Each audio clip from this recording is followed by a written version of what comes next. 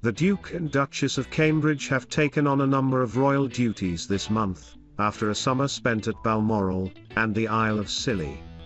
Last weekend William held the inaugural Earthshot Prize ceremony, where he called on society to unite in repairing the planet. The award, created by the Duke, gives prizes to people offering the most inspiring solutions to the environmental challenges facing the planet, with 5 winners receiving $1 million to develop their projects. This month, Kate also took on a number of royal duties, including voicing her support for a University College London study in early years development. The Duchess established the Royal Foundation Centre of Early Childhood in June this year, after working 10 years to highlight the importance of a child TMS formative education. William and Kate are among the most popular members of the royal family, and are considered crucial in keeping the firm relevant to younger generations. However, in an unearthed 2019 video, Kate appeared to shrug off her husband William TM's affectionate hand. The royal couple made an appearance on a BBC Christmas programme A Berry Royal Christmas, hosted by Mary Berry. During the programme, as William tried placing his hand on Kate TM's shoulder, his wife seemed to shrug him off. While some royal watchers on social media interpreted the moment as a tickle, body language expert Blanca Cobb claimed to Cosmopolitan in 2019, "I don't TMT think it was a tickle. Think about when somebody bumps into you, you TMLL pull back and turn your body to have some space. You don't TMT know it TMS coming." So it can be a reflex, or it can be that she didn't TMT want his hand on her at that moment, so she twisted away from him and her shoulder went with the rest of her body. Ms. Cobb added, "The way she moved her shoulder, it was obvious she wanted it to come off."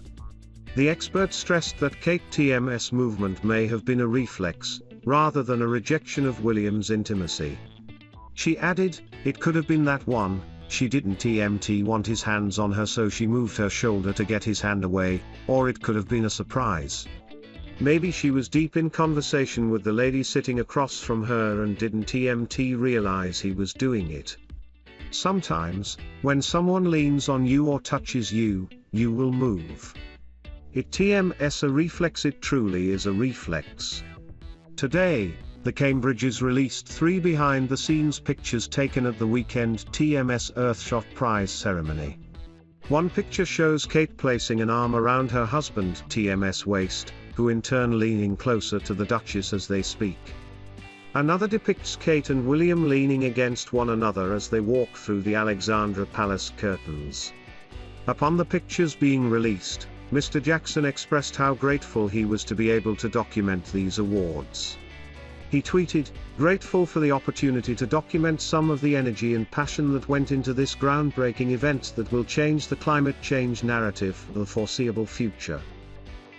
Last week, the couple appeared in public for the first time together in months as they started their whirlwind visit to New York City. During her meeting with the Deputy Secretary General of United Nations, Amina Mohammed, Meghan was spotted wearing a necklace from jeweler Alimdara. The necklace, according to a jewelry expert, is a 450 Hamsa hand, which is famed for countering negativity. Former Tatler journalist Mariella Tandy told Mail Online, "It's got an evil eye on the chain and the hand of Hamsa, so you get double protection. We get a lot of them gifted when someone is pregnant, and sometimes they buy an evil eye for the baby as well."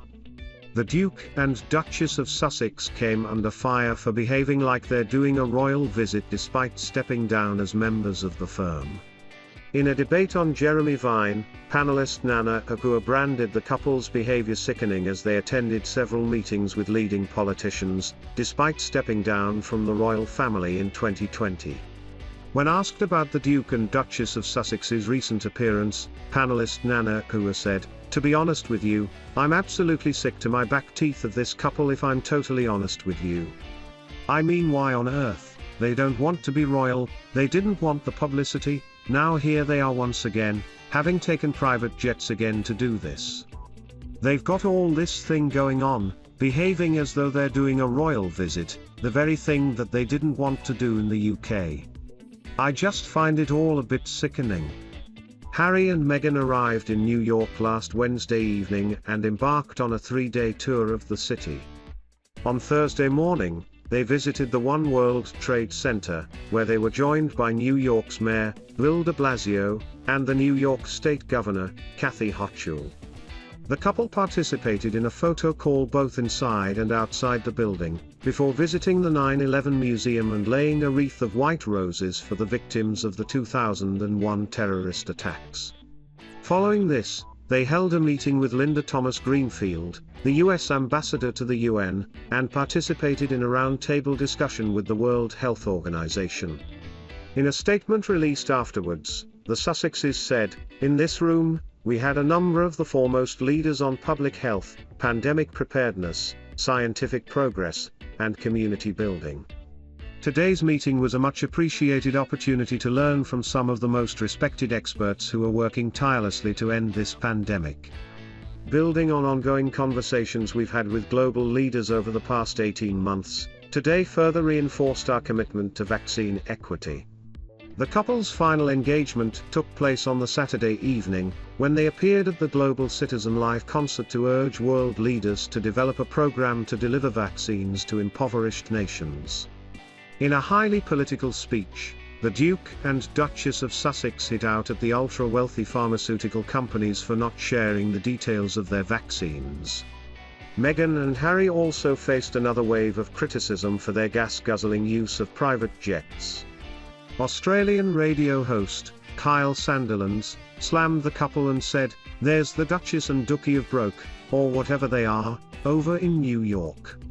Flying in a private jet over to New York to save the planet, everyone." Prince Harry came under scrutiny earlier this summer, after he took a 2-hour private jet to Aspen, Colorado, to play in a charity polo match. The couple were also criticized in 2019 after it emerged that they had taken 4 private jet flights within the space of 11 days. Princess Charlene, 43, posted the video to her Instagram account, timed to coincide with the Monte Carlo Gala for Planetary Health, and offered her support for the event. The video appears to have raised more questions than it answered, however, with the royal now absent from Monaco for more than 5 months amid mysterious health problems. The video starts with text, saying, "Wishing Prince Albert II of Monaco Foundation, sick, and Princess Charles in Monaco Foundation for the evening's fundraiser, a successful and magical moment. With all our gratitude, HSH Princess Charlene de Monaco."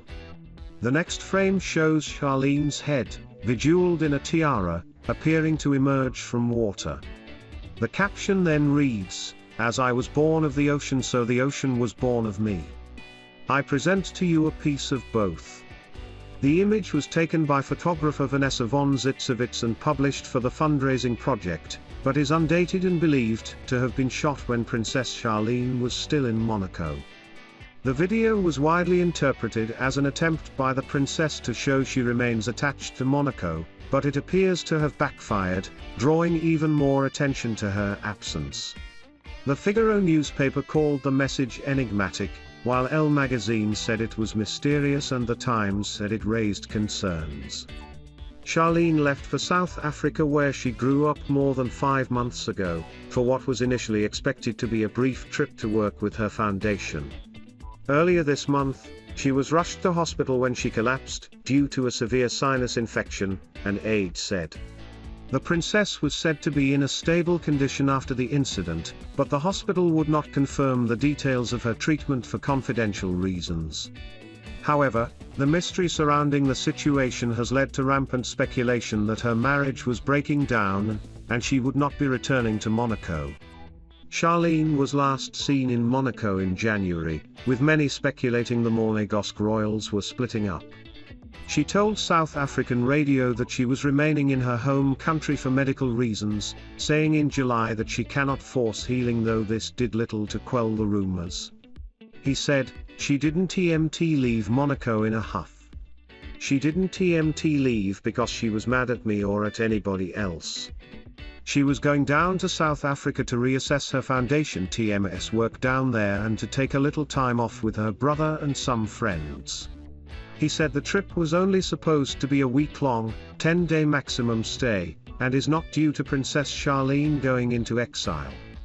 He insisted it is absolutely just a medical problem. However, the royal did acknowledge that he should have addressed the rumors about marriage issues sooner, but explained that he had been concentrating on taking care of the kids and had assumed the speculation would pass. Prince Albert added that his wife was ready to head back to Europe, though no date was mentioned for her return. The family then managed a trip to South Africa to visit Charlene, which she posted about on Instagram, but she missed her children's first day back at school in Monaco.